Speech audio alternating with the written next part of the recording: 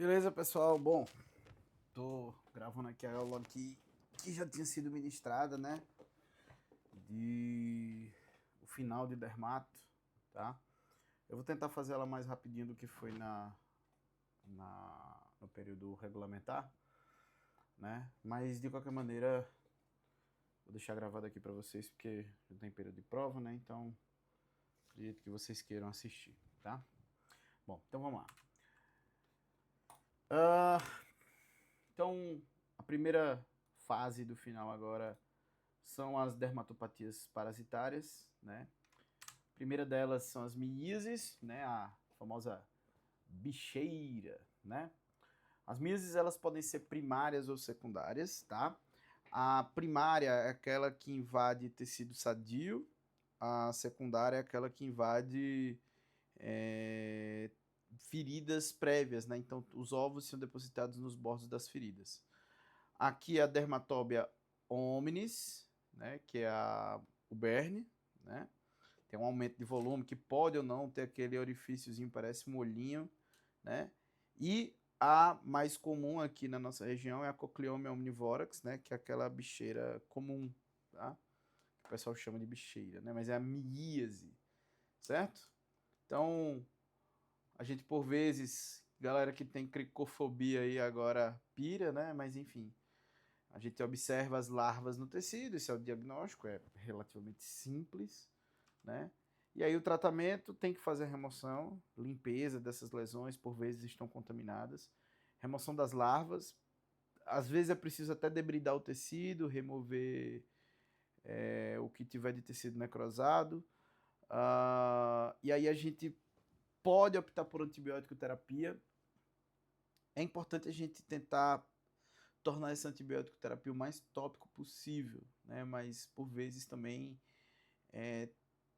pode ser que o paciente possa ter acometimento sistêmico por conta da intensidade, né, da infecção na pele. Então, é assim, é muito variável qual paciente que a gente vai adotar antibiótico terapia sistêmica, né? Mas assim, tópica de maneira geral, via de regra, a gente sempre vai utilizar. Mas sistêmica, ponderem, certo? O controle dos parasitas. Então a gente utiliza Nitempiran, pode ser o Nitempiran, lembrando que ele tem um efeito residual curto. Sarolaner, né? O Afoxolaner, nas suas diversas apresentações. A Ivermectina, a Doramectina, certo? É interessante que a gente faça o uso de anti-inflamatório para promover analgesia, né? Mas, assim, geralmente, meloxicam já resolve a maioria dos pacientes, né? Evitem usar corticoide nesses casos. Tudo bem, desinflama bastante, né? Mas, assim, evitem, né? Adotem anti-inflamatórios não esteroidais. Ah, por vezes, não é necessário o uso de opioide ou de pirona aqui, mas, enfim. Um paciente que tem um acometimento tecidual mais grave, né? Só o efeito analgésico do anti-inflamatório pode não ser suficiente. Então, nesses casos, pode ser necessário fazer a associação aí com dipirona ou com algum fármaco opioide. Mas, de maneira geral, vamos segurar essa questão do uso inadvertido de opioide também, assim como eu oriento para combater o uso inadvertido de antibióticos, certo? Bom, se fizer antibiótico, sempre lembro para o espectro e coisas que tenham boa perfusão na pele, né? Então, os beta-lactâmicos são bem interessantes, as fluoroquinolonas ok também, mas deixa a fluoroquinolona para algo mais importante, tá? E a gente também não precisa pensar logo num antibiótico que seja potencializado como amoxicilina com clavulanato. Amoxicilina simples mesmo, certo? Quando envolver regiões próximas a trato gastrointestinal, a gente pode pensar num outro tipo de antibiótico terapia ou associações também para trabalhar a questão dos anaeróbios gram-negativos, certo? Então, avaliar a antibiótico terapia a depender da lesão aonde tem acometido, certo? Aí vemos para as sarnas, né? Então, a primeira, a escabiose canina e felina. A primeira é a Sarcoptes scabiei, que é a sarna sarcóptica escabiose canina, né? É zoonose, é uma doença bem pruriginosa, uma infestação parasitária bem pruriginosa, bem importante, né? O ácaro, ele é um ácaro que ele forma galeria, tá? Sinais são diversos, mas vamos lá, os mais comuns: eritema, escoriações, hipotricose, às vezes alopecia, né? Então, depende muito do grau de infestação e o tempo também para ter essas alopecias. Mas quando tem, periocular, peribucal, axilas, abdômen, né, são bastante afetadas também. Em casos de tepiodermites mais profundas, né, o paciente pode desenvolver também linfadenopatia, tá? É um importante fator, né, de imunossupressão, então o paciente pode desenvolver malacesioses ou piodermites secundárias. E aí essas afecções oportunistas, por vezes, podem também exacerbar ainda mais o quadro pruriginoso, certo? Então, olá a criminosa e a bonita faz galerias. É isso aí. Aí a escabiose felina, né, a notoedris, certo? Ela é uma doença que causa, uma infestação parasitária que causa, né, prurido intenso também, é zoonose, né? Mas também pode afetar cães, só que o mais comum é elas estarem, como é que eu posso dizer? Elas afetarem mais exclusivamente os gatos, mas assim, pode afetar cães também, né? Então a gente tem que ter bastante atenção quanto a isso, certo? Eritema, crostras, alopecia nas pinas, a notoedris, ela afeta mais a região do rosto, da face do animal, né? A face, membros torácicos, pescoço, né? São as regiões mais afetadas, né? Mas é a face como um todo e não o pavilhão auricular somente, né? De maneira geral, ela tem esse caráter mais disseminado, mas em região facial, certo? A criminosa ali em cima. Diagnóstico, exame físico histórico sempre, mas temos que fazer o parasitológico de pele. Então a gente pode fazer o raspado superficial ou fazer a fita, né? Então aperta a pelinha do animal, né? Dá um repuxozinho, bota a fitinha lá, pá, lâmina, certo? Então, parasitológico de pele, seja raspado superficial ou fita, né? E aí a gente pode alternar raspados superficiais e profundos, principalmente quando pensar em cães, porque os cães têm a próxima que vai aparecer aí, que é a Demodex, né? Processar as amostras imediatamente, então coletor raspado já vai logo clarificar com hidróxido de potássio e olhar no microscópio, porque essas sarnas andam, né? E aí a gente tem que processar o mais rápido possível e sempre coletar, via de regra, na dermato, sempre coleta a amostra das bordas da lesão, nunca do centro, tá? Bom, tratamento. Por vezes pode envolver tosa. Olha, a tosa, de um modo geral, não resolve. Mas levando em consideração que a gente pode, né, assim, aumentar a área de contato, principalmente quando tem epidermite profunda, né? Que a gente pode aumentar a área de contato da pele com um produto que a gente possa passar via tópica. A tosa pode ser interessante por isso, mas ela não vai necessariamente resolver, porque é uma sarna de. É o ácaro que afeta a pele e não o pelo, né? Mas, enfim, a tosa pode auxiliar, mas não resolve, tá? Antibiótico terapia, só e somente só se houver piodermite secundária. Aí a gente faz antibiótico terapia, sempre pensando em antibióticos amplo espectro, primeiramente, né? Então, vocês têm APS aí de antibiótico para isso mesmo. Controle de prurido, né? Humanos, de modo geral, utilizam antihistamínicos, né? Hidroxizina, clemastina, cetirizina, fexofenadina, com um controle de prurido bem efetivo, mas isso em cão e gato não é tão efetivo assim, tá? Mas é aquela, se o paciente tiver com prurido muito intenso, a gente pode tentar um antihistamínico, se funcionar, beleza. Se não funcionar, a gente pode pensar na possibilidade de usar corticosteroide, mas assim, dose anti-inflamatória mínima, aplicação mínima possível, por 2, 3 dias no máximo, só para dar um conforto ao animal. Beleza, mas de maneira geral, tentar evitar, principalmente quando houver os casos de piodermites mais profundas, tá? Bom, tratamento. Então a gente vai fazer os parasiticidas.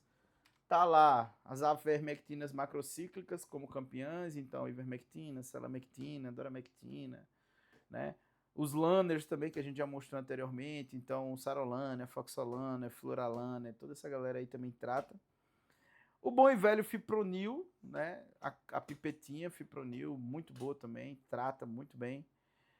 E na época do tempo do Ronca, quando eu era um aluno, né, usava-se bastante ainda mitrais, mas hoje em dia a gente não usa mais a mitrais. Para gato, então nem pensar, mas para cão intoxica bastante, tem produtos muito mais seguros hoje, então para o uso no animal a gente não faz mais o uso de organofosforado. Agora, para o controle ambiental, aí o amitraz é importante, tá? Então, faz a diluição de 4 ml por litro de água, uma vez por semana, durante 4 semanas, é importante para fazer o controle ambiental dos ácaros que ficam no ambiente, tá? Mas, obviamente, sempre com muito cuidado, porque tanto pode intoxicar pessoas, como intoxica bastante os animais. Então, tomar muito cuidado nessa questão do controle ambiental com amitraz. Aí é aquela, amitraz só no ambiente não adianta se você não limpar o local onde o animal fica, nem limpar também os objetos ao qual ele tem contato e também caminha, essas coisas. Então, tudo isso tem que ser constantemente lavado, profilaxia completa do ambiente, beleza? Mas é aquela, se puder evitar o uso do amitraz, melhor, tá? Bom, a Demodex, né, é uma sarna também, é um artrópode, um ácaro, né?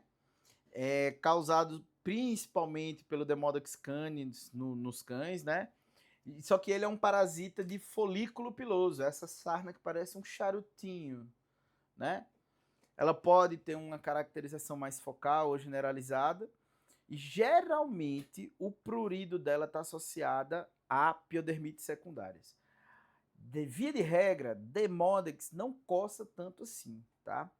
Quem coça mais é a Sarcoptes. A Sarcoptes coça bastante, certo? Mas aí, em caso de piodermite secundária, podem haver sinais mais chamativos, como alopecia, hipotricose, pústulas, vesículas, hiperkeratose, hiperpigmentação, descamação, edema, eritema, enfim. Aí o céu é o limite, porque havendo piodermite secundária, principalmente quando ela é profunda, então pode ser, os sinais ficam cada vez mais chamativos, né? Mas, de maneira geral, é um parasita que o paciente, por vezes, fica persistentemente infestado, certo? E aí ela afeta folículos pilosos, inclusive pode afetar folículos pilosos dos cílios, né? Periocular. Tá? Então, nesses casos, explica os pacientes que têm demodiciose têm dermatite periocular, alopecia periocular, tá? E aí, ó, o paciente pode ter esses quadros de hiperpigmentação da pele devido à cronicidade, né? Essa pele mais avermelhada também, tá bem inflamada, mas aí secundário a uma piodermite mais profunda, uma celulite, beleza, pode ser, certo? E aí, a alopecia generalizada, por vezes acontece, olha lá, esse escurecimento da pele aqui, né? Por isso que por vezes chamam de sarna negra, né? Porque a pele do bicho fica hiperpigmentada, né? Bom, diagnóstico sempre, histórico, exame físico, parasitológico de pele, aí nesse caso é raspado profundo, né? A gente pode fazer a fitinha também, porque nada impede de ter sarcóptes também, mesmo tendo Demodex, né? Histopatológico, a gente faz em áreas com liquenificação, tá? Principalmente se quiser diferenciar de outras dermatopatias, né? Ou quando tem um acometimento mais amplo, né? Porque por vezes a gente pode também ter como diferencial a adenite sebácea, vai. Então, é Demodex, mas a gente pode fazer histopatológico. Ou outras dermatopatias que sejam de origem, por exemplo, endócrina, né? Ou imunomediada, por exemplo, que pode ter uma apresentação ali que possa ser relativamente semelhante para um ou para outro clínico, né? E até para poder descartar algum diagnóstico diferencial no caso de um tratamento com baixa eficácia também é importante a gente avaliar os diagnósticos diferenciais, certo? Tratamento, se houver piodermite secundária, antibiótico, sempre pensando em antibiótico terapia amplo espectro, certo? Banhos, a gente pode adotar.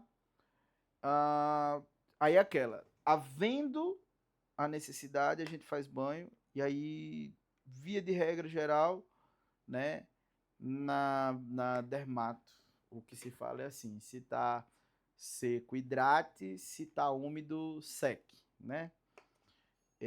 Tudo bem, esse jargão tá ok, né? Mas assim, o objetivo maior é sempre trazer a pele para um estado normal, né? O que deveria ser o normal. Então, a gente usa clorexidine sim, certo? Vai fazer um certo controle de microbiota, a gente pode fazer banhos a cada 48 horas, a cada 72 horas, né? Ou em caso de piodermite muito profunda, pode fazer a aplicação tópica de algum produto à base de clorexidine numa concentração menor todos os dias para controle diário, e clorexidine banho mesmo a 2% a cada 48 ou 72 horas, né? Só que clorexidine, no decorrer do tempo, né, e quem usa shampoo anticaspa sabe do que eu estou falando, né? Shampoo anticaspa, ele tem clorexidine. Resseca muito o pelo e a pele, então é interessante fazer o uso de hidratação, né? E assim, na dermata, como eu disse para vocês na aula presencial, e tá gravado, já tá postada, né? É que na dermato a gente mira na funcionalidade para acertar na estética, né? Então aqui a gente vai utilizar produtos, né? Tem diversas coisas que a gente pode puxar na cosmetologia para trazer como exemplos de produtos que são hidratantes, né? Um deles aqui, glicerina, mas tem vários, hidroviton, enfim. Tem diversas apresentações que a gente pode fazer associação. E aí eu gosto sempre de enfatizar a questão da manipulação, né? Personalizada, eu acho interessante isso aí. Antisseborreicos, somente se o paciente tiver seborreia úmida. A gente pode pensar em antisseborreicos. E aí, com relação a antisseborreicos, a gente tem diversos, né? Óbvio que a própria clorexidine dá uma ressecada e remove bastante seborreia, mas a gente pode pensar também no peróxido de benzoíla, lembrando que se a pele olha, se clorexidine seca, peróxido de benzoíla seca até rachar. Então, usou peróxido de benzoíla, você tem que fazer o uso de hidratante, não tem para onde correr. Porque o paciente antes tinha uma abertura dessa pele por conta dessa exacerbação da demodiciose, e agora que você fez peróxido de benzoíla, essa pele rachou, aí, meu amigo, agora você vai ter piodermite profunda, tá? Antihistamínicos, né? A gente pode tentar usar alguma estratégia com antihistamínico para diminuição do prurido, geralmente não funciona tanto. Se não funcionar, se você não quiser nem tentar, não tem problema, vai para o corticoide. Agora, use de forma racional. Se for fazer prednisolona, meio miligrama, dose anti-inflamatória mínima, uma vez ao dia, durante 3, no máximo estourando 5 dias. 3 a 5 dias no máximo. Só para dar um conforto? Só para dar o conforto. Tá? Shampoo a gente pode usar aí em dias alternados, 14, 21 dias, né? E aí, de tempos em tempos, a gente pensar em utilizar um produto hidratante para poder restabelecer essa pele, e também ter algum produto de uso contínuo para poder fazer a manutenção dessa pele pós-tratamento de crise, tá? Parasiticidas, então, ivermectina, selamectina, moxidectina, ou seja, as lactonas macrocíclicas, né? Os lanners são muito bons também. Amitraz é bom, mas é bom para salvar e é bom para matar. Então, amitraz, não, certo? Que nem foi lá na Sarcoptes, amitraz aqui também, não. É aquela, tem fármaco muito mais seguro, via oral, sem risco de intoxicar, então esquece o amitraz, tá? Linksacarus, né? Então a linksacaríase é causada pelo Linksacarus radovsky, né? Ela não é zoonose, mas a intensidade de contato pode levar a uma infestação errática, então cuidado aí, tá? Ela é um ácaro, né, que afeta a superfície da pele, adere aos pelos, né, e afeta principalmente os felinos, né, e ela tem um aspecto que chama de sal e pimenta, é como se você misturasse sal e pimenta do reino num frasquinho e ficasse aqueles pozinhos branquinhos e pretinhos, sabe? E a transmissão é pelo contato direto. Então, o paciente que tem contato com fômite, com coisa que ele mora, né? Tipo, na casa, almofada, casinha, arranhador, né? Na cópula, no próprio convívio, né? Esses pacientes já trocam esses parasitas. Tá? Então, tá lá o Linksacarus, ele vai na pele, se alimenta lá da camada córnea e volta para o pelo. Então ela vive essencialmente no pelo, certo? E aí, ó lá, esses pontinhos pretos aqui assim, ó, né? Pronto. Esse é o aspecto de sal e pimenta que fala do Linksacarus, né? Da Linksacaríase, tá? A infestação por vezes pode ser subclínica, você pode por vezes não ver. Prurido também é bem relativo. O pelo pode ficar meio seco, meio quebradiço, como está esse aqui, ou eriçado, né? Pode ter alopecia localizada quando não for uma infestação muito severa. E irritação cutânea discreta, principalmente quando o paciente está com algum grau de prurido, tá? Diagnóstico, exame físico detalhado e fazer o tricograma, então faz a tração do pelo, faz o tricograma, faz o exame direto do pelo, né? Porque, por vezes, pode ser confundido com caspa ou sujeira, certo? Mas, assim, eu, pelo menos, assim, eu não sou nenhum dermato, mas, para mim, caspa é totalmente diferente do aspecto do Linksacarus, né? Mas, por vezes, gente que não tem tanta experiência, né? Ou que não gosta muito de dermato, pode passar direto? Pode. Não é nenhum erro, o cara não vai também perder o diploma por causa disso, não. Mas é bem diferente, vai. Mas que pode confundir, pode passar despercebido? Pode. Certo? Poder pode sim, não tem problema não. Tá? Bom, ó lá. Certo? Uma com aspectozinho mais de caspinha. Então, tratamento antiparasitários, né? Olha lá uma galerinha, eu tô colocando aqui as avermectinas macrocíclicas. E higienização ambiental, tá? Limpeza é a chave da dermato.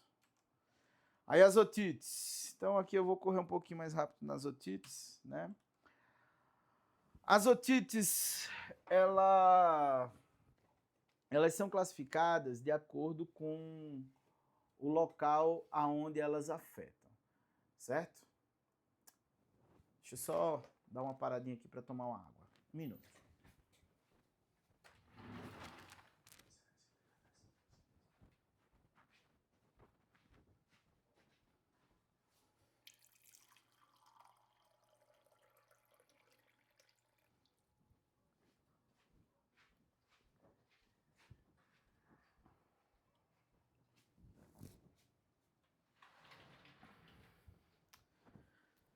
Voltei. Bom, então vamos lá. As otites, elas são classificadas de acordo com o local onde ela afeta, né? A orelha é dividida em 3 partes. Então, orelha externa, orelha média e orelha interna.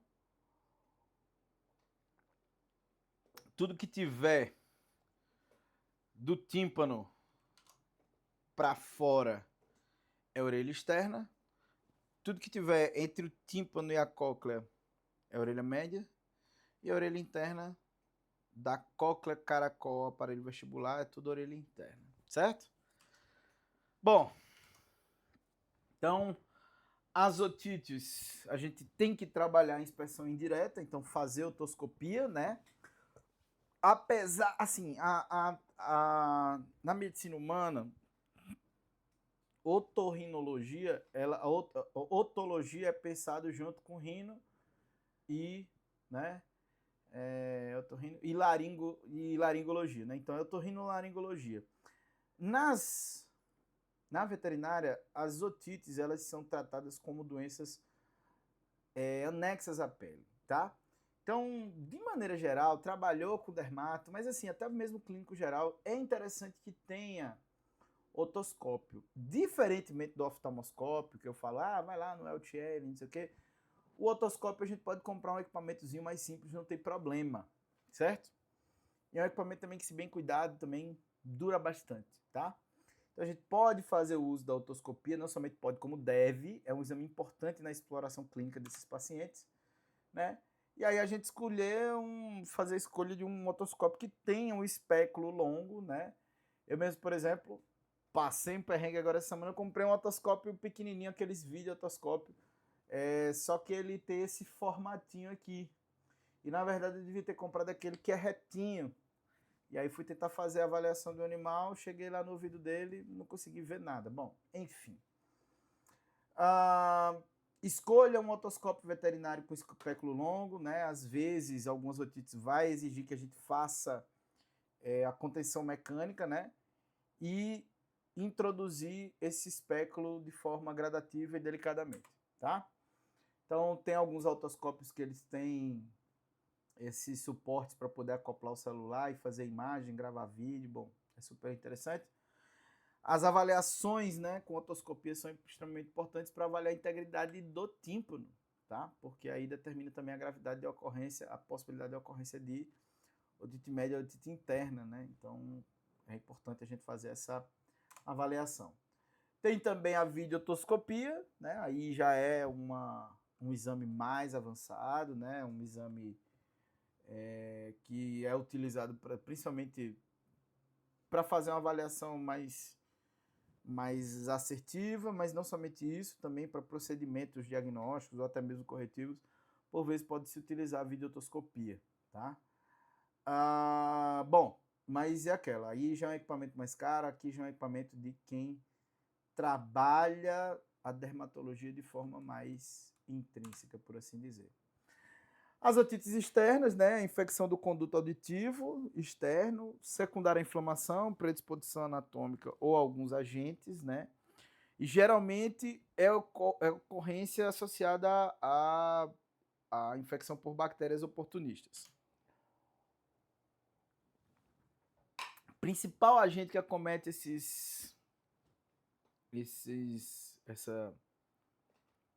essa doença, né, a otite externa, é o Staphylococcus pseudointermédios, né, o mais comum. Outras bactérias ambientais ou da pele, né, podem afetar também, mas o Staphylococcus é de longe o que mais acomete, certo? A gente sempre tem que associar essas otites ou piodermites, de um modo geral, a quadros relacionados à imunossupressão, então hipersensibilidade alimentar, atopia, né, uma otite alérgica mal controlada. Todas essas doenças, todas essas causas primárias têm que ser pensadas como diagnósticos diferenciais, certo? Então, uso prolongado de resistência a antibiótico, né? Uso prolongado de antibiótico e resistência bacteriana, anatomia predisponente, tudo isso tem que ser pensado, né, como fator causador também ou fatores associados, certo? Então, desde essa galera como diagnóstico diferencial, como outras alterações, né, ambientais também levando à evolução. Prurido e dor é o que mais chama atenção, principalmente os maneios de cabeça. Odor, né, não é um odor rançoso, de queijo rançoso, aqui geralmente é um odor fétido, tendendo ao peixe podre, né. Secreção auricular pode haver, é bem variável, né. Pode haver secreção otorreia, como pode não haver secreção visível, né? Havendo secreção, tem que se fazer a limpeza, tem que se pensar na possibilidade de fazer limpeza lá do conduto, né? Lavagem do conduto auditivo.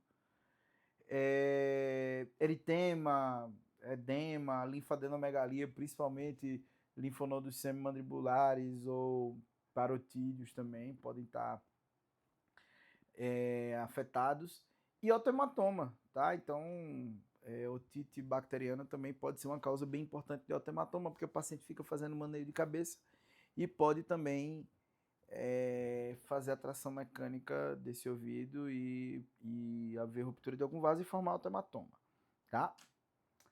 Bom, então, havendo a inflamação do conduto, pode até mesmo, inclusive, haver a oclusão parcial, por isso que eu disse que na otite externa é importante a gente fazer a exploração e introdução do espéculo com bastante cuidado, porque havendo a hiperplasia, né, a gente pode ter dificuldade para poder adentrar, né, nesse conduto auditivo, bem como também o exudato que está lá dentro, também dificuldade de sair, né, e aí é um fator bem grave para a ocorrência de otite média a otite interna, certo?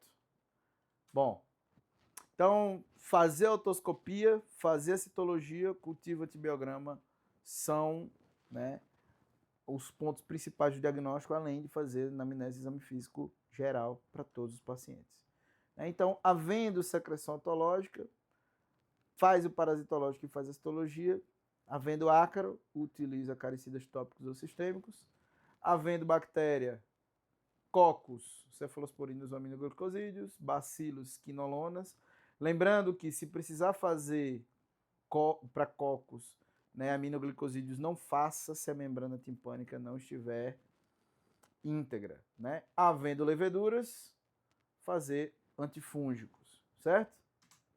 Bom, então, limpeza auricular, né? Então, a gente pode fazer lavagem do conduto auricular caso tenha muita secreção, né? A gente pode pensar em solução de acetilcisteína, né? Porque faz quebra de tensão superficial de algumas secreções, ajuda bastante com soro morno, ou solução de cloroxidina 0,15%, ou até mesmo ambos associados, né? Então, acetilcisteína mais soro morno, depois espera um pouquinho, cloroxidine, faz a limpeza e aí pensa na utilização de antibióticos, né? Ou também tem apresentações comerciais de serominolíticos, né? Então a gente pode fazer o uso deles também, não tem problema. Então faz a limpeza prévia, né? Tem que observar o serominolítico, se ele é compatível com o antibiótico que você está fazendo, porque por vezes alguns serominolíticos inativam alguns antibióticos. Então a gente tem que olhar isso com bastante afinco, tá? E aí é aquela. Antibióticos tem diversos, sempre tomar cuidado com essa galerinha aqui que é autotóxica, essa galerinha aqui que é autotóxica, e esse bonitão aqui também que é autotóxico, certo? Então, a gente tem que tomar bastante cuidado com aminoglicosídeos, polimixina B, né? Bater as bulas para ver quais pacientes, quais fármacos que são autotóxicos ou não, e sempre fazer a avaliação, né, com o otoscópio. Não tendo otoscópio, não faça nenhum tipo de apresentação que tenha algum fármaco que seja ototóxico, tá? Em caso de otite externa grave, né, refratário média, a gente pode pensar na possibilidade de haver a piora desse quadro clínico. A gente pode pensar também em associações de antibióticos sistêmicos, né? Então, sulfatrimetoprim, cefaloxina, cefadroxila, amoxicilina com clavulanato, ciprofloxacino, enro, orbifloxacina e marbofloxacina, né? A gente pode pensar nessas associações por conta das síndromes vestibulares centrais ou até mesmo o risco do paciente desenvolver meningoencefalite por conta dessa otite mal curada, né? Então, a gente tem que pensar nisso também, mas sempre baseado na cultura e no antibiograma para fazer um tratamento mais assertivo, certo? Bom, a importância do tratamento adequado é evitar resistência, prevenir a ocorrência de otite média interna e também das síndromes vestibulares, né? Impedir a deformação do conduto, que por vezes pode ter necessidade de fazer a ablação desse conduto, né? E reduzir as recidivas, né? Então tá lá resistência, tá lá a síndrome vestibular, tá lá a deformação do conduto, certo? Revisão sempre de 7 a 10 dias, a gente pode prescrever tratamento para 10 a 14 dias, com monitoramento pelo menos até 21 dias. Alguns pacientes podem precisar de mais tempo, depende, tudo depende, tá? De qualquer maneira, toda consulta de retorno, faça a reavaliação e, se for o caso, faça a citologia novamente, né? Sempre baseado na citologia, sempre, mas também de tempos em tempos, se for o caso, refaça a cultura, principalmente começo e final de tratamento, para você ver se tem alguma diferença de perfil bacteriano e se tem resistência, tá? Porque já serve de parâmetro para um próximo tratamento, caso seja necessário, tá? Bom, as otites fúngicas, né, elas podem ocorrer associadas a infecções bacterianas, né, ou até mesmo por conta dessas infecções bacterianas tem a imunossupressão tecidual, e aí esses fungos oportunistas dão as caras, né? O mais comum, com certeza, é a malassesiose, certo? E aí é aquela, né? Doenças predisponentes como causa de base, né? Principalmente atopia ou pacientes que têm seborreia crônica, né? Excesso de umidade no ouvido, ou então paciente que toma banho, pet shop, o pessoal não tem cuidado com os ouvidos, né? Uso prolongado de antibiótico causando disbioses, né? Ou alterações anatômicas, como aquelas raças que têm pavilhão auricular, que são mais pendulares, porque aí tem mais aquecimento e manutenção de umidade, aí pode haver proliferação oportunista de fungo. E óbvio, né? Os quadros de imunossupressão são extremamente importantes na ocorrência dessas otomicoses, porque todas elas são oportunistas, tá? Então, o paciente pode desenvolver prurido intenso, otorreia escura ou serosa, não é regra, mas pode ocorrer. É um odor que ele puxa mais para um odor de queijo rançoso, né? Pode ter essa liquenificação na pele, esse aspecto mais enrugado, engilhado da pele, né? Eritema, espessamento, enfim. São doenças que têm sinais clínicos relativamente proeminentes, mas não nenhum desses sinais são necessariamente patognomônicos, tá? Principalmente esse odor forte, rançoso ou cerume escuro, né? Não é patognomônico. Então sempre faça a citologia, certo? E óbvio, fazendo a citologia, a gente vai buscar a visualização das leveduras, né? Cultivo fúngico se necessário. Então, visualizando a levedura, nesse caso aqui é malacésia, ela parece uma botinha, a pegada de uma bota, né? Olha lá, parece um pezinho, né? Então, a gente faz sempre baseado na citologia, né? A gente quer ver a diminuição dessa colonização. Cultivo fúngico nem sempre vai ser necessário, tá? Na maioria das vezes não é necessário. A otoscopia, a gente sempre faz em toda avaliação para ver a membrana timpânica, né? E óbvio também excluir outras causas primárias, principalmente as dermatopatias alérgicas, é extremamente importante, tá? Bom, limpeza auricular cuidadosa, seruminolíticos é interessante, claro que é, porque a gente quer tirar esse excesso de cerume para fazer com que o antibiótico e antifúngico tópico tenha contato com a pele e não com o cerume. A gente não quer tratar a cera do animal, a gente quer tratar a pele do animal, certo? A pele do ouvido. Antifúngicos tópicos que a gente mais utiliza, clotrimazol, miconazol, né? São os que a gente mais utiliza. Nistatina e posaconazol nos últimos casos, tá? Pode ser associado corticosteroides nesse caso? Pode para contenção de prurido, mas aqui não é corticoide sistêmico, aqui é corticoide tópico. Eu, pessoalmente, para ser bem sincero a vocês, eu não gosto dessas associações veterinárias de corticosteroide, com antibiótico, com, sabe, uma solução otológica vira uma sopa de letrinha. Isso para mim é um problema. Eu pessoalmente odeio de verdade, né? eu prefiro ter o controle de qual solução otológica eu quero utilizar. Mas, enfim, paciência, né? Nem tudo a gente pode fazer. Tratamento, 14 a 21 dias no mínimo, né?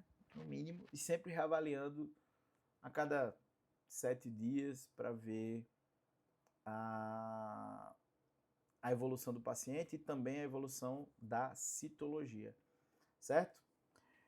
Casos graves, pode ser utilizado os antifúngicos sistêmicos, então tá lá o itraconazol, né? Graves, refratários, ou pacientes que tenham otite média associado a otite externa anterior, pregressa, que tenha fungo, né? Então pode ser empregado também o uso do itraconazol. Bom, recorrência, a gente tem que fazer acompanhamento clínico regular, controle da doença dermatológica de base é essencial, certo? Orientação do tutor ao tutor sobre higiene auricular e evitar automedicação sempre. Algo que eu falo mais na aula ao vivo, né? Então, enfim, dou sempre ênfase a isso, mas fica essa orientação também, tá?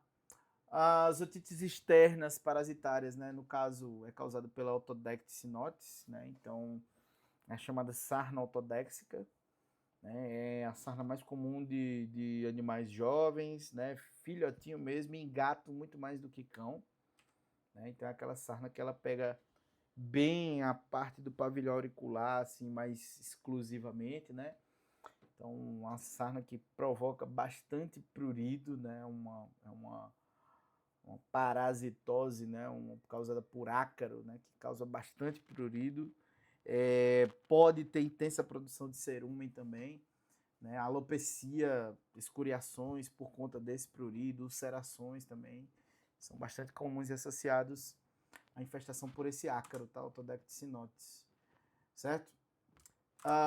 Bom, fazendo a videotoscopia, né, a gente pode ver, inclusive, né, esses pontinhos brancos aqui andando, que se tivesse vídeo aqui, né, a gente veria andando, todos eles são Autodectes sinotis. Olha lá a criminosa. Pois é. Bom, diagnóstico, super simples. Exame físico e exame e anamnese, histórico do animal, mais citologia, otoscopia, se possível, videotoscopia, tá? Fez, na mesma hora clarifica, encontrou, diagnosticou. Começa a tratar. Tratamento, serominolítico somente se houver muita secreção. Antiparasitários a gente pode fazer diazinon, tiabendazol, as lactonas macrocíclicas, então selamectina, ivermectina, moxidectina, fipronil e fluralaner. Lembrando que dessas aqui eu sei que a selamectina tem apresentação para filhote, certo? Isso é bastante importante. Fipronil também tem. Tiabendazol veterinária não tenho certeza, diazinon veterinária também não tenho certeza. Fluralaner não tem.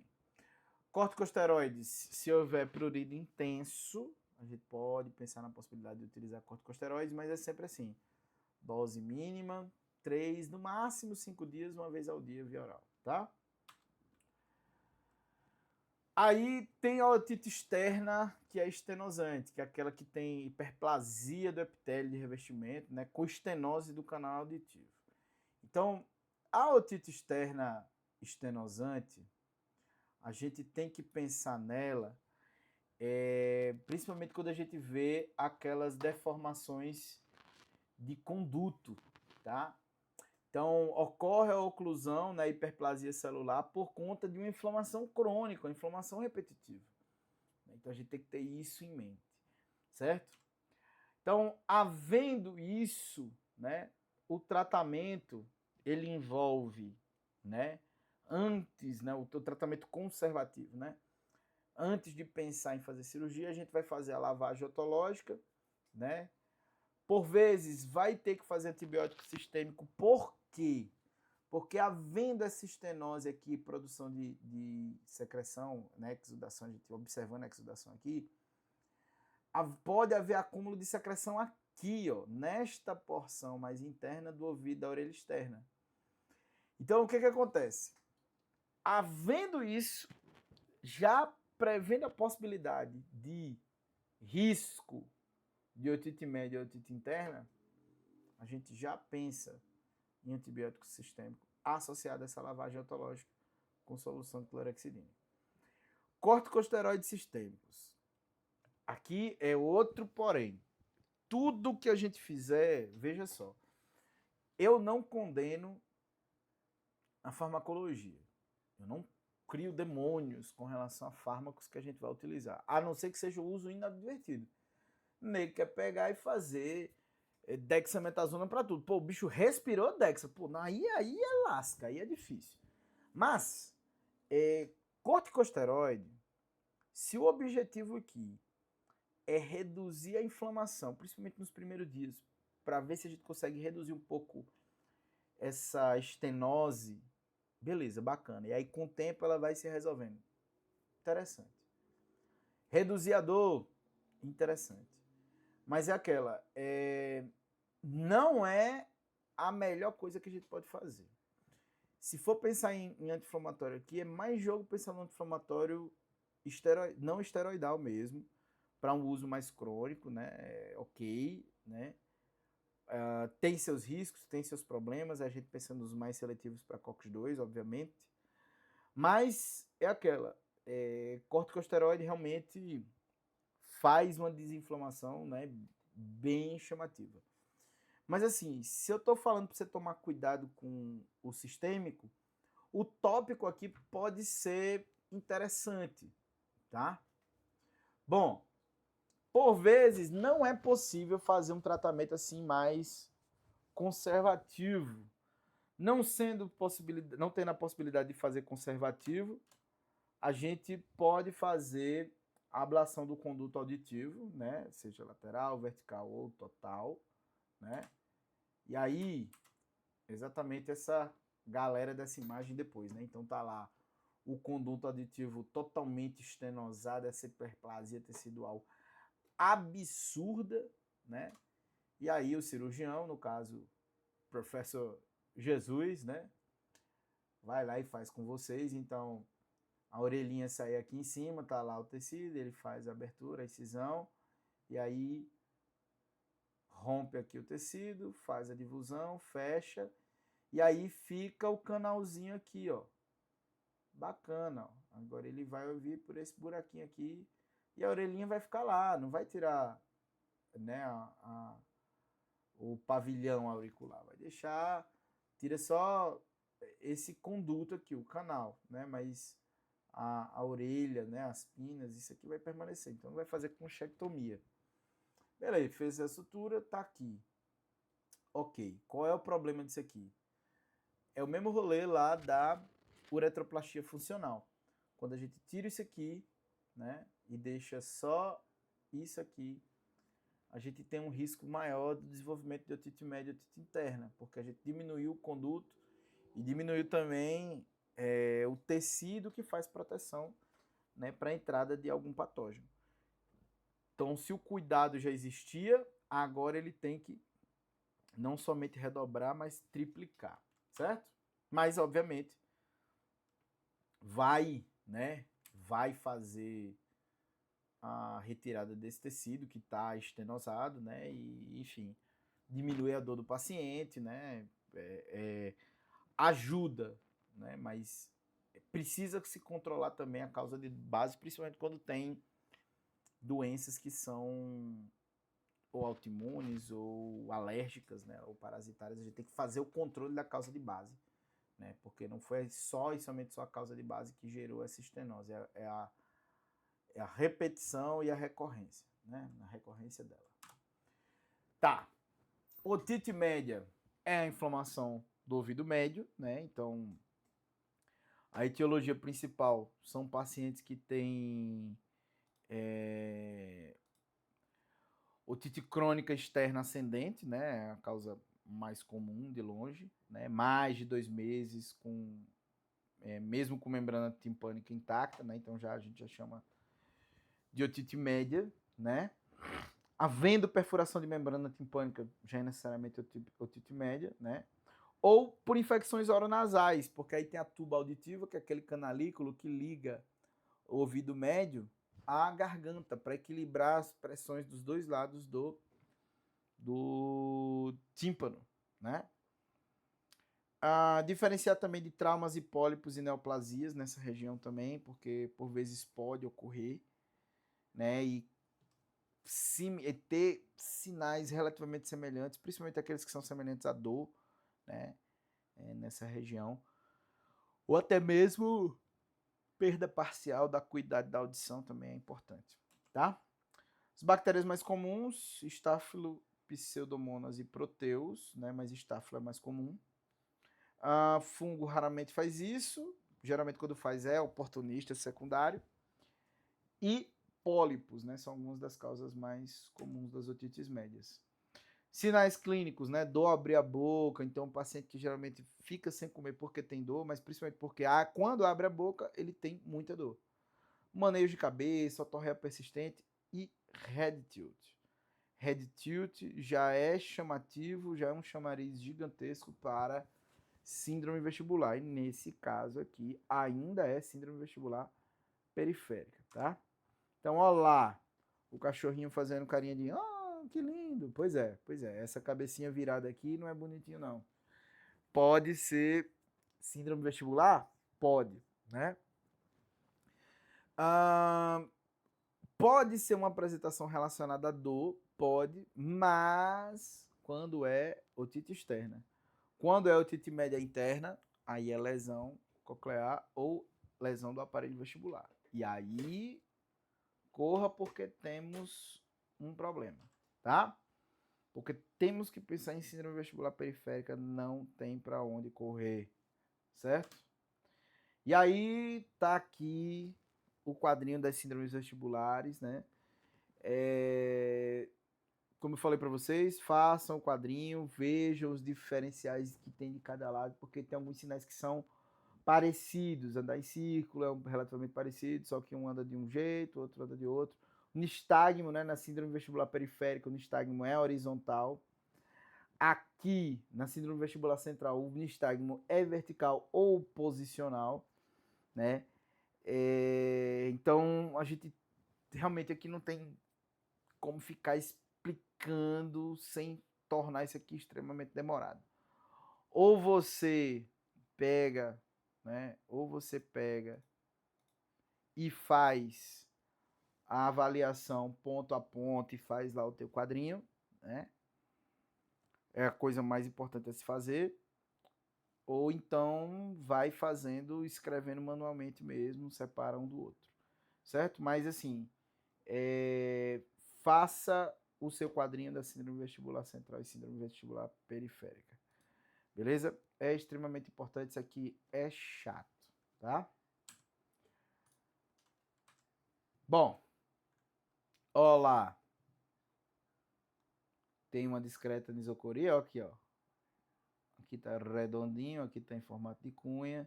E para o lado onde ele inclina, ele também tem a midríase, né? Aqui, ó, midríase. E é para o lado que ele inclina. Ok, síndrome de Horner? Provavelmente é, tá? Isso ocorre porque as vias de inervação simpática periféricas, elas passam por cima, né, do núcleo vestibular. E aí, quando ela inflama, ali também inflama, né? Então, por vezes você perde esse controle adequado, né? E aí tem a síndrome de Horner, certo? Acredito que mais na frente eu devo ter alguma coisa sobre isso. Não. Estava na aula de neuro de semiologia, ó, já estou confundindo as coisas. Bom, mas basicamente falando, a síndrome de Horner, o paciente vai ter anisocoria ou então midríase pontiforme irresponsiva, aí pitose palpebral, prolapso terceira pálpebra, certo? São alguns dos sinais basilares da síndrome de Horner, certo? Só que o problema é que a síndrome de Horner ela tem várias etiologias, então cuidado, certo? Inclusive trauma coluna, certo? Definição, né, da otite interna. É a inflamação do ouvido interno, então labirinto, cóclea e caracol, né, para dentro é ouvido interno. Alterou aí, já é otite interna, certo? Sempre secundária é otite média, sempre associado, pode estar associado à infecção sistêmica, né? Traumas ou neoplasias também podem levar a acometimento de otite interna. Então, tem que estar associado a isso aí. Olha lá a síndrome de Horner aqui. Ataxia vestibular. Então, o paciente vai ter cabeça inclinada e rotação, né? Ípsis lateral, sim. Nistagmo, vômitos, surdez, déficits neurológicos. Pode haver síndrome de Horner, que aí tá lá, ó, pitose palpebral, anisocoria, que são as pupilas de tamanhos diferentes, miose, anoftalmia e protrusão de terceira pálpebra, né? Ou também neurite do nervo intermédio facial, porque aí pode ter pitose da orelha, pitose do lábio, cialorreia, mas não é cialorreia de aumentar a produção de saliva, mas é uma cialorreia porque simplesmente ela extravasa para além da boca, tá? E reflexo palpebral ausente ou diminuído, principalmente nos cães, tá? Bom, diagnóstico, histórico, clínico, exame físico, certo? Dessas otites, média interna. Otoscopia, sempre que for necessário, sempre que for possível. Só que para avaliação desse tecido, né, a gente tem que fazer imaginologia avançada. Então, tomografia computadorizada, ressonância magnética. Eu dei para vocês o exemplo do meu pai lá, que teve um problema no ouvido agora no final do ano, né? E aí a médica, a veterinária de pessoas, pediu tomo porque eu enchi o saco e pedi para ela pedir. E aí terminou descobrindo lá um abscesso aqui por trás da cóclea, né? E aí ele estava tendo uns probleminhas bem feinhos. Bom, enfim. A citologia, sua abicultura é extremamente importante, mas é aquela, você vai pegar o que está na orelha externa, né? Mas é importante a gente saber também porque pode ser, né, que seja translocação bacteriana de externo para médio para interno. Então é importante a gente saber o que a gente está tratando. E exame neurológico, tá? Por quê? Enquanto for síndrome vestibular periférica, é ruim? É, mas é menos ruim. Porque quando vira síndrome vestibular central, aí o bicho pega, certo? Porque disso para virar uma meningoencefalite é 2 palitos. Bom, obviamente, o que é mais importante é essa galerinha aqui. E sempre considerar a sedação para essas últimas doenças, tanto as otites médias e internas, como também a otite estenosante. Considerar a sedação para fazer otoscopia, porque são avaliações em que o ouvido, se numa otite externa dói, nessas dói e muito, principalmente na estenosante, tá? Então, sempre pensar. E óbvio, se o paciente estiver tendo sinal neurológico, a gente forçar algo que dói, pode ser que ele tenha até mesmo uma crise epiléptica, alguma coisa assim. Então, nunca se sabe, né? De qualquer maneira, se for possível, sedar, porque dói muito, beleza? Bom, aí vamos lá. Otite média e interna. Antibióticos sistêmicos devemos utilizar? Devemos. Baseado na cultura? Idealmente sim, mas sabendo que o principal é estáfilo, a gente pensa sempre no estáfilo e em antibióticos que atravessam a barreira hematocefálica. Então, amoxicilina com clavulanato, salvo engano, ultrapassa. Ampicilina com subactam ultrapassa. E aí, falando em, já falei logo de cara, antibiótico sistêmico potencializado. Eu não estou falando de amoxicilina simples.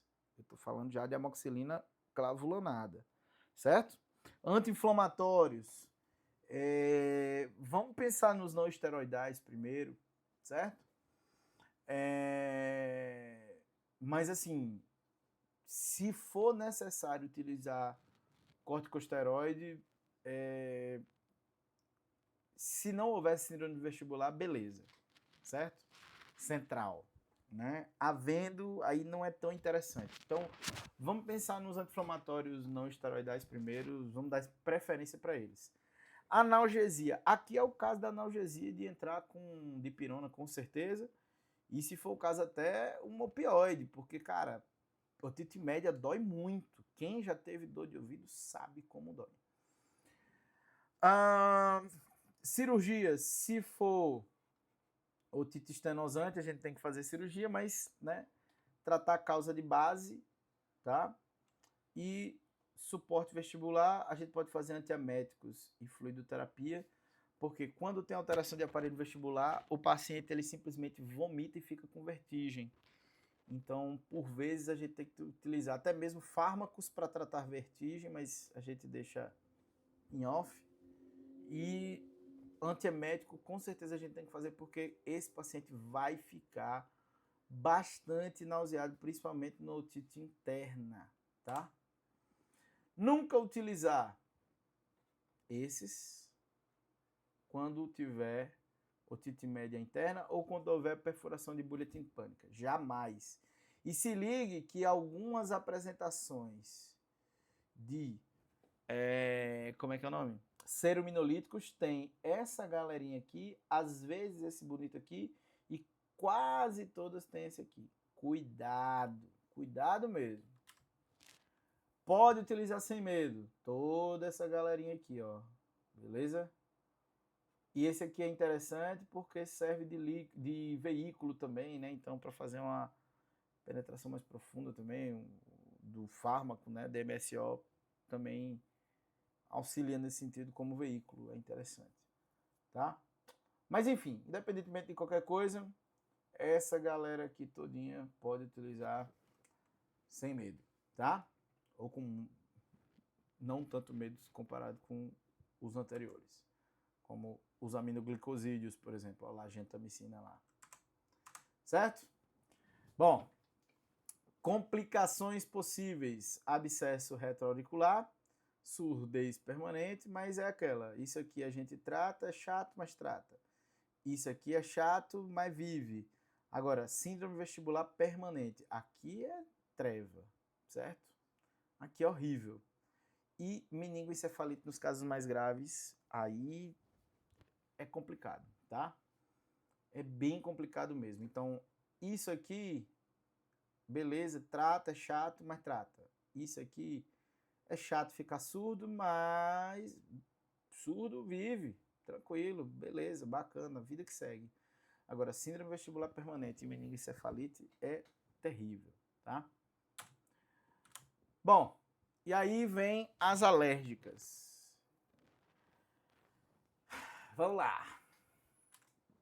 Então, a primeira de todas é a DAP, né, que é a dermatite alérgica picada de ectoparasitas. A gente tem que pensar em hipersensibilidade do tipo 1 e tipo 4, principalmente. A tipo 1 é aquela mediada por IgE e a tipo 4 é linfócito T helper tipo 2, se não me engano. Bom, e aí esses pacientes desenvolvem, né, alergias, seja ao exoesqueleto ou seja a saliva de pulga, mosquito, carrapato, tá? Então, por isso que tem esses nomes, DAP, DASP ou DAPP, DAPE, que é picada de ectoparasita, picada de pulga ou saliva de pulga, né?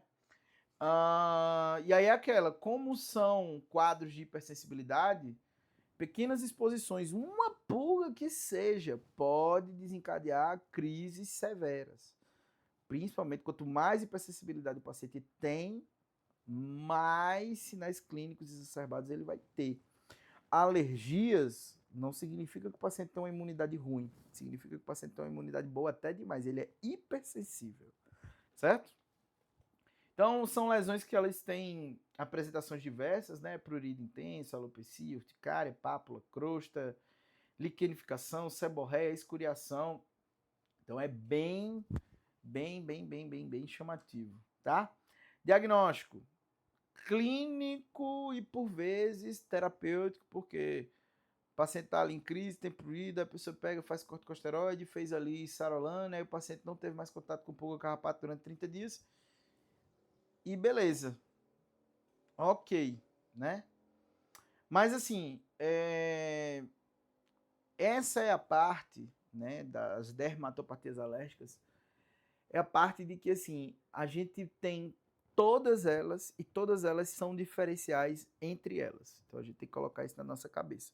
E qualquer das doenças anteriores que sejam oportunistas, todas essas alérgicas entram como diagnósticos diferenciais e olha que não entra aqui autoimunes, hein? Bom, então a gente tem que tratar a infestação ambiental e a do animal, lembrando que pulga, aliás, vamos para o carrapato primeiro. Carrapato é um bicho que quando está infestado no bicho a gente vê. Pulga é um troço que a gente só vê no bicho quando o ambiente está muito infestado. Pulga é parasita que vem, repasta e vai embora. Tá? Então a gente tem que ligar bastante esse sinal de alerta. Certo? Então a gente faz o controle da infestação ambiental e animal. Pode fazer o uso de antipruriginosos. Aqui no caso, antihistamínicos não vão funcionar tanto, mas corticoide vai funcionar. Prednisolona, meio miligrama quilo, CID-OB de 3, 5, 7 dias. Pode usar sem medo, não tem problema, vai ajudar bastante esse animal, né? Antibióticos só vai ser utilizado se o paciente tiver piodermite secundária. Se não tiver, esquece. Então, olha lá. Principais antiparasitários que nós temos. Uma galera. Diterpiram, lefenuron, espinoside, selamectina, dinotefura, piriproxen, permectina, sarolana e floralana e fipronil, certo?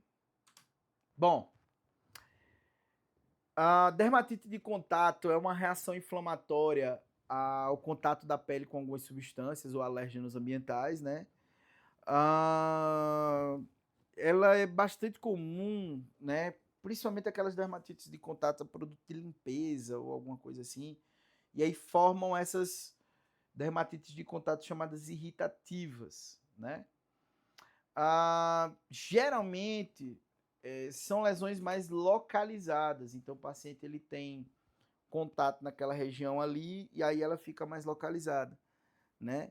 Então, seja para o uso de um produto de limpeza em casa e tudo mais, geralmente ele vai ter essas lesões mais localizadas. E aí aquela, né? Pode ser, por exemplo, barriga, nos coxins, nos membros, ou no focinho, ou em volta da cauda. É bastante comum, porque é onde ele senta, onde ele deita, como ele anda e com que ele cheira, né? Aí, geralmente costumam ser lesões mais localizadas, aí pode ter eritema, pústula, alopecia, e o prurido é bem variável, depende do grau de hipersensibilidade que esse paciente tem. Diagnóstico é histórico, é exclusão, e aí a gente tem os testes alérgicos, tem o PET, que é o de contato. Esse é um teste de alergia mais tardia, né? Ele serve principalmente para as alergopatias que são alimentares, né? As hipersensibilidades alimentares, porque ele mede essas hipersensibilidades mais tardias, de resposta mais tardia. Tem o teste prick, que é a punctura, né, da pele, marca lá, faz a aplicação intradérmica de um antígeno específico e avalia a alteração na pele que causa, né? E tem os testes sorológicos. Bom, esses testes aqui, a gente pode trabalhar dermatite de contato e pode trabalhar outras dermatites alérgicas também, certo? Então eles vão voltar aí em algum momento, mas de qualquer maneira são testes que a gente nunca faz a interpretação deles sozinho, eles são feitos em conjunto, porque eles nos apresentam naturezas de resposta totalmente diferentes, né? O PET é contato, aqui é punctura, então todos eles têm uma resposta diferente. O sorológico nada mais é do que a produção de anticorpo específico. Então, se a gente for dosar todos os anticorpos que tem aqui, a gente gasta uma fortuna. A partir do resultado que dá, aqui é que eu solicito o sorológico para confirmar, certo? Bom, tratamento da dermatite de contato é a remoção do agente causador, obviamente. A gente vai utilizar anti-inflamatórios esteroidais, vai utilizar corticoide com certeza para o tratamento das crises. E tem o tratamento da insensibilização imunológica, né, que é a utilização de vacinas específicas ou inoculações de antígeno específico, né, que é o que é uma vacina, né, com o uso de antihistamínico para poder fazer a dessensibilização imunológica, né. Então, é extremamente importante, né? Tá entrando agora no uso bem legal dentro da veterinária também. Em medicina humana já se faz isso há muito tempo. Eu, pessoalmente, já fiz, né? É muito bom, né? Aumenta a qualidade de vida do paciente pela diminuição da dependência do uso contínuo de corticosteroides ou de outros fármacos imunossupressores, enfim. Né? A gente pode fazer essa utilização aí e, obviamente, colar elisabetano para evitar que o paciente faça escoriações na lesão e possa haver o desenvolvimento de piodermites secundárias, certo? A farmacodermia é a reação cutânea adversa a medicamento. Então, pode haver eritema, urticária, pústulas e necrose epidérmica tóxica, né? Então, a farmacodermia é como se fosse uma dermatite de contato, mas não é contato, é daquilo que eu inoculei, fármaco, tá? Por vezes, aquele abscesso que se forma pós-aplicação não é necessariamente o que aconteceu é um abscesso por contaminação.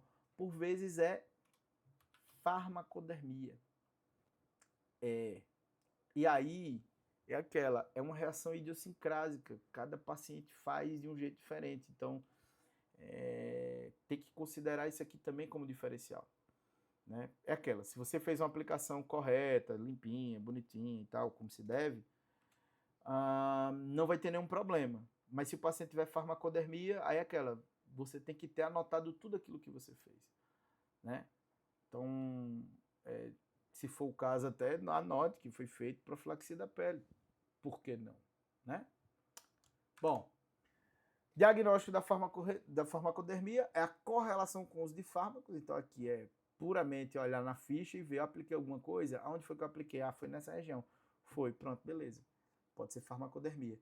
Exclusão de outras causas, tratamento, suspender aquela aplicação de fármaco. Suporte sintomático, então se estiver tendo dor, analgésico, se tiver febre, antitérmico, né?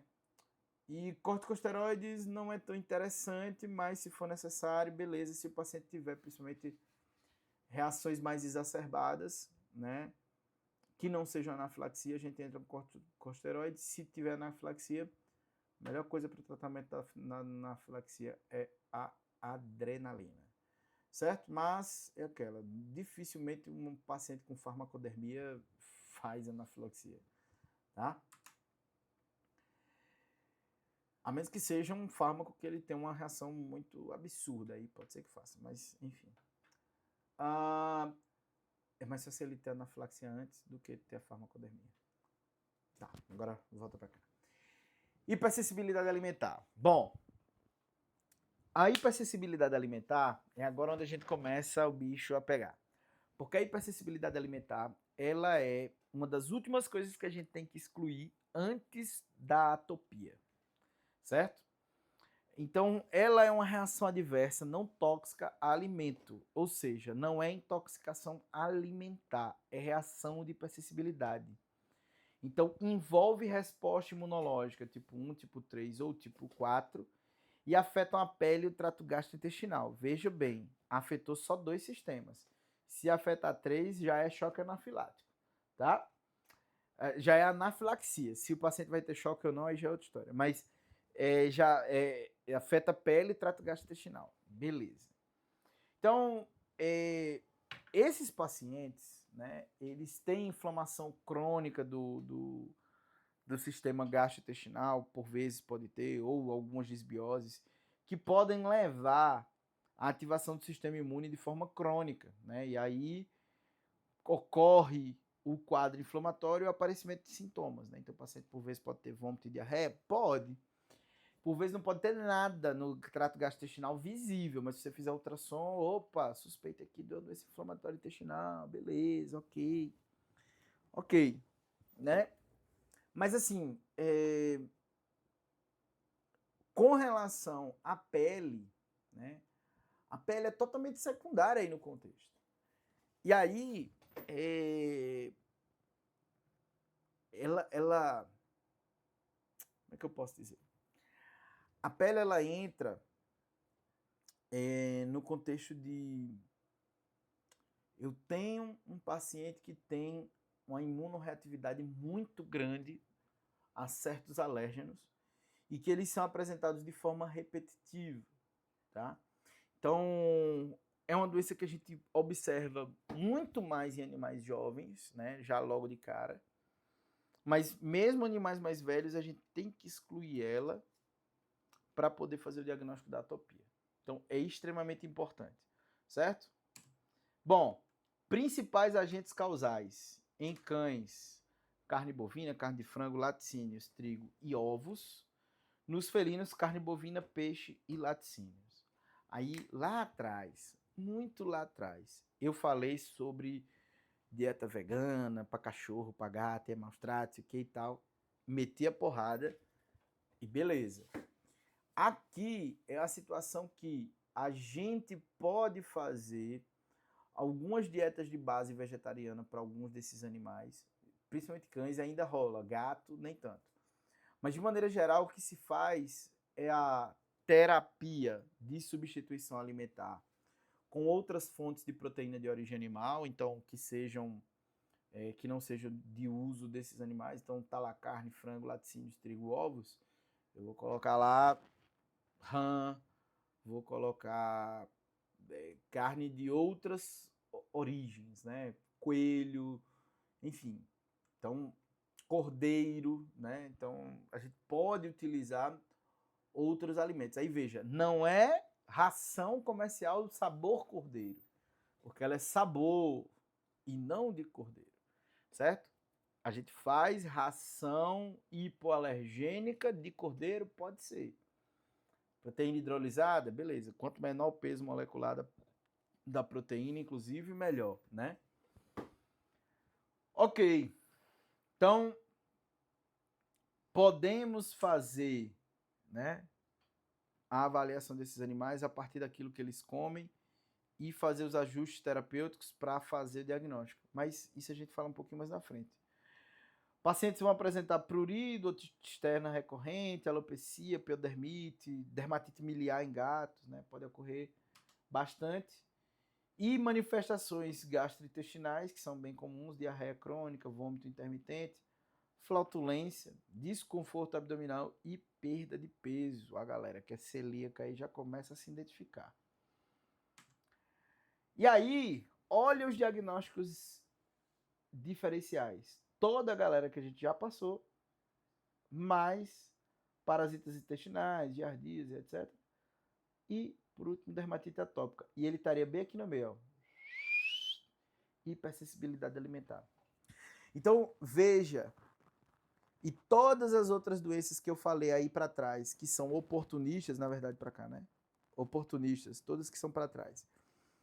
Que são oportunistas, você tem que colocar essa galera aqui como diagnóstico diferencial. Não os parasitas intestinais, mas DAP, DASP, DAPE, dermatite atópica e hipersensibilidade alimentar, tem que estar na lista de tudinho.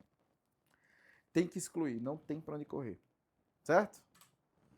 Bom, como que a gente diagnostica? Faz a dieta de exclusão, desafio alimentar de 8 a 12 semanas, com proteína nova ou proteína hidrolisada, ração hipoalergênica. Lembrando que a ração hipoalergênica comercial, por vezes, pode ter contaminação. E nessas linhas hipoalergênicas é que tem, inclusive, ração de linha 100% vegetariana, né? Então, é bem dizer uma ração vegana para cão. Tem, mas aí é um uso terapêutico muito específico. É um negócio que, inclusive, para você encontrar é mó luta, certo? Então, é aquela dieta vegana para cão e para gato, eu sou completamente contra. Não tenho nada contra quem é vegano. Jamais. Não tenho nada, nada, nada, nada. Certo? É uma escolha pessoal, tá tudo ótimo, mas é uma escolha pessoal tudo, não do teu cachorro. Certo? Teu cão, teu gato, eles são animais carnívoros. E essa aula aqui é uma aula de disciplina de clínica de cão e gato. E são animais carnívoros. Então, é aquela. Respeite os animais pelo que eles são, né? E eles são carnívoros, respeite. A gente tem que fazer a exclusividade alimentar total. Começa o desafio alimentar, não pode dar mais nada, nem um petisquinho, nada. O petisco é da comida que ele já come, certo? E aí a gente também tem que ter a adoção de alguns hábitos. Então, tem coisa que parece frescura, mas não é. Então, a faca que vai fazer as coisas, se você fizer a dieta natural. A faca é somente a faca que corta o alimento dele. A tábua é somente a tábua do alimento dele. Os pratinhos são de plástico, você troca todos. Bota tudo de vidro, de cerâmica, novo para ele, né? Tudo novo, tudo zerado. Potinho de plástico, tudo zerado. Por quê? Para evitar a contaminação cruzada, né?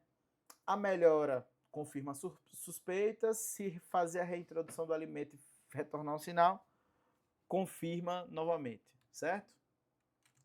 Opa. Tá? Então, desafio alimentar de 8 a 12 semanas é o nossa técnica principal. Obviamente, testes sorológicos PET, PRIC também podem ser adotados. O PRIC nem tanto, mas o PET com certeza tem algumas coisas lá relacionadas a alimentos que podem ser ofertadas lá no PET, tá? Manter dieta hipoalergênica, né? Pro resto da vida? Pro resto da vida. Em caso de hipersensibilidade futura, troca essa dieta, certo? Evitar exposições futuras daquilo que já provoca alergia nele. Tratar infecções secundárias se presentes, conter o prurido e, se possível, fazer aí a dessensibilização do paciente, né? Caso seja necessário, paciente que tenha uma hiperreatividade muito grande, até porque a gente tenta não administrar, mas por vezes ele pode ter o contato indireto também. Então, a gente fazer com que o paciente, quando tenha crises, sejam crises muito mais leves, é exatamente sobre isso o objetivo principal da dessensibilização. Bom, diagnóstico é sempre bom com dieta adequada, requer disciplina e colaboração do tutor, porque é um modo de vida, não tem como correr disso, e o diagnóstico exige paciência e muito tempo mesmo, certo? Bom, e aí a rainha das rainhas, dermatite atópica, o último dos últimos diagnósticos diferenciais. É uma doença inflamatória crônica, pruriginosa, de base totalmente genética, né? Muito mais comum em cães. E aí ela está associada à hipersensibilidade a alérgenos ambientais, né? Então ocorre a disfunção da barreira epidérmica, né? E aí, né, essa figurinha é bem interessante porque ela mostra, né, ela ilustra, né, essa perda, né, da organização tecidual, né, a disfunção da barreira epidérmica é um dos principais fatores predisponentes da ocorrência das atopias, mas não somente isso, e a resposta imune predominante do tipo humoral, né, que é a resposta imune TH2. Então é um paciente que naturalmente é um paciente mais imunorreativo humoral e ele tem disfunção das barreiras epidérmicas. E aí ele responde com produção de IgE, isso por definição já é hipersensibilidade do tipo 1, certo? E pode ter inclusive também a mediação de citocinas inflamatórias, como interleucina 31, caspase 14, que são também sinalizadoras de prurido, né, janusquinase, enfim. Então, toda essa galera aí, em conjunto, é o que dá a cara da atopia. É a desorganização tecidual, mais a resposta imune preferencial TH2, que é a idiosincrasia, é daquele paciente, mais a produção de IgE, a modulação a partir da produção de IgE, né? Então anticorpo inespecífico, e a intensa produção de citocinas inflamatórias. Isso é o que dá a cara da atopia. E é aquela genética e alérgenos ambientais.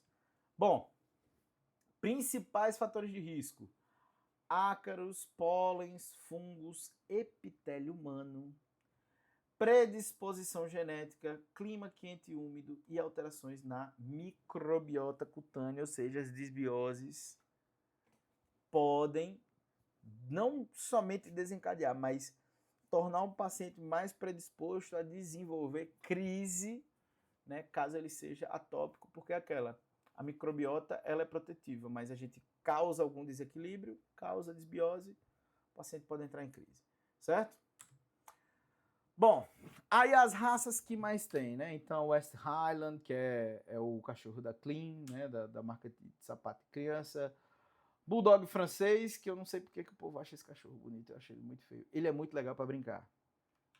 Vou até falar olhando a cara de vocês, mas é feio. O cachorro feio. Ainda mais com esse focinho chato. O cachorro não funciona, cara. Não, horrível. Enfim, tem gente que vê beleza em desgraça. São cães maravilhosos. Super. Todo bulldog francês é gente boa. Mas, cara, vocês são feios. Bom, vamos embora. O perfeito, o maravilhoso, o labrador. Saudades, Pepa, saudades. Ela dormia aqui embaixo. Bem aqui embaixo, aqui assim. Esse é o quarto do meu cunhado. Tô gravando no quarto do meu cunhado. Golden Retriever também. E Shih Tzu, percebe? Ó, cães que moram bem pertinho da gente. Legal. Gatos, Siamese e o Devon Rex são algumas das raças. Outro gato que é feio, o povo paga uma fortuna por essa raça. Mas são os animais, assim, são algumas raças que são bem predispostas, né? São doenças que têm como característica o prurido intenso, eritema, alopecia, né? É bem chamativo, tá? É bem chamativo de ocorrência nessa galerinha. Hiperpigmentação, eritema, alopecia também pode ocorrer. Com relação à localização da lesão, ela é uma doença que predominantemente, tá? Predominantemente, ela não afeta o dorso, é cabeça, membros, abdômen, né? E geralmente, quando tem alopecia, ela faz alopecia simétrica. Aí ela polpa, né? É bem marcante isso, ela polpa o dorso do animal, tá? Otite externa recorrente também é outra manifestação bem comum, tá? Das dermatites atópicas, tá? Nos gatos, prurido e alopecia que pode ser simétrica, complexo granuloma eosinofílico, lesões cervicais autoinduzidas e comportamento alterado, né? E aí aquela paciente tem prurido e aí tem mais lesão cervical, mas aí é autoinduzida, é ele se coçando, tá? Diagnóstico presuntivo, eu tenho que excluir outras causas e ter ele como diagnóstico diferencial. Ou seja, lembra daquele desafio de 8 a 12 semanas que eu falei da hipersensibilidade alimentar? Aqui a gente vai fazer também. Não sendo hipersensibilidade alimentar, o que sobra? Atopia. Certo? Então, excluir essas outras causas, testes alérgicos, então eu vou dosar anticorpo específico, e teste intradérmico, então sorológico, PET e prick. O PET tem mais coisas voltadas para a questão de avaliação de alimentar. O prick tem muito mais relação com alérgenos ambientais, mas independentemente de qualquer coisa, todos têm alérgenos ambientais, tá? Mas o mais importante de tudo é preencher os critérios de Favreau. Fazer isso aqui, nem todo mundo tem capacidade financeira. Agora, os critérios de Favreau, quando está fazendo a avaliação do paciente possivelmente atópico, é uma das coisas que a gente tem que adotar, né? Fazendo dermatologia, é importante a gente adotar e sabendo que existe, né? A gente indica para o dermatologista, ó, eu acredito que tem algumas alterações aqui que atendam aos critérios de Favreau. Tendo mais de 5 desses critérios, boa parte desses pacientes são atópicos verdadeiros, tá? Aí a gente tem que fazer os diagnósticos de exclusão para DAP, sarna e alergia alimentar. Viu que não tem como correr? você vai ter que fazer o controle de parasitas, você vai ter que fazer o desafio alimentar de 8 a 12 semanas, vai ter que fazer o raspado para poder descartar sarna. E aí, preenche os critérios de Favreau, preencheu mais de 5 critérios, pronto. Chuta que pode ser atópico, passa para o alergologista, certo?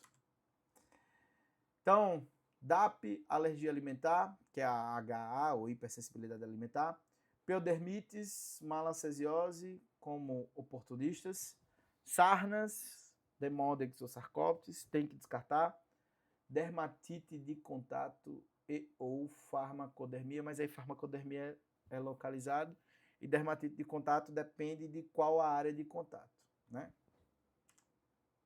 Então, controle do prurido. Nas crises, a gente utiliza corticosteroide, não tem para onde correr. Beleza.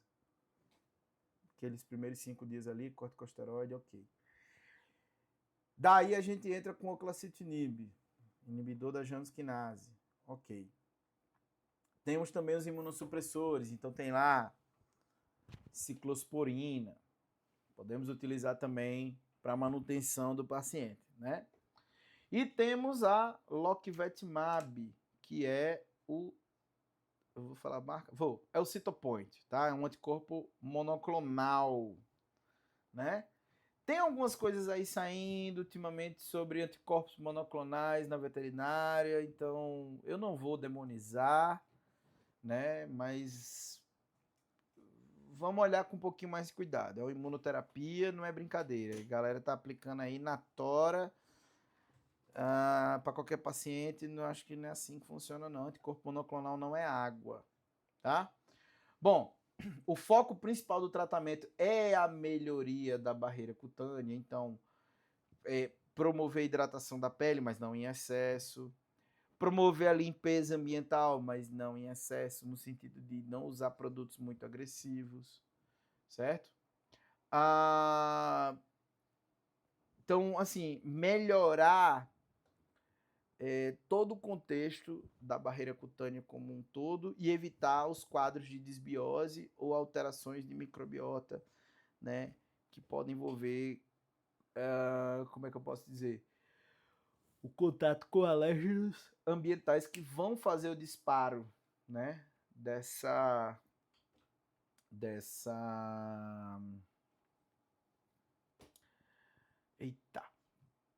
crise alérgica da atopia, tá?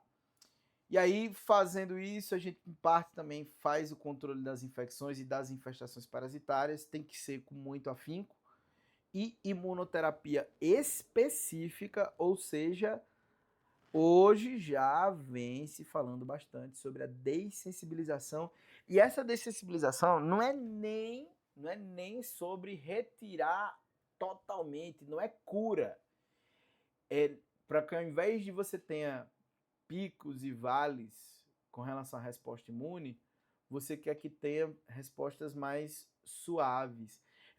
As crises não deixam de existir, mas elas ficam muito mais suportáveis, certo? Então, é sobre isso, tá? Então, imunoterapia específica, né, sem simplesmente imunossuprimir o animal, tá? Então, isso aqui é importante a gente ter, né? Então, uma imunoterapia específica e uma dessensibilização faz com que a gente pare de usar isso aqui, evite demais o uso disso aqui e com certeza evite demais o uso disso aqui. E não precise utilizar essa galerinha aqui, anticorpos monoclonais. Então, é uma realidade, certo? Então, é uma doença de controle crônico e recorrente, né? Para sempre. O controle, ele depende do envolvimento do tutor. O tutor precisa entender que é um modo de vida, que o paciente precisa dele a todo momento, que não é frescura, não é besteira do animal, cara, é uma condição dele, somente dele. Então, você precisa se adaptar a isso, faz parte, precisa de avaliação periódica, porque qualquer vacilo a pele sofre e aí vem as piodermites secundárias. Nossa, é um horror, né? Mas, enfim, acontece, né? Exige ajuste terapêutico de forma contínua, né? E aí é uma doença multifatorial, é um diagnóstico que é por exclusão, ou seja, exige que o clínico e o dermatologista tenha na sua cabeça diagnósticos diferenciais. E por que eu dou tanta ênfase nisso aqui, cara? Porque essa galerinha de atópico é o pau que aparece em pet shop e nego tá metendo toda semana cefalexina e banho, cefalexina e banho, cefalexina e banho e pronto. E assim vai.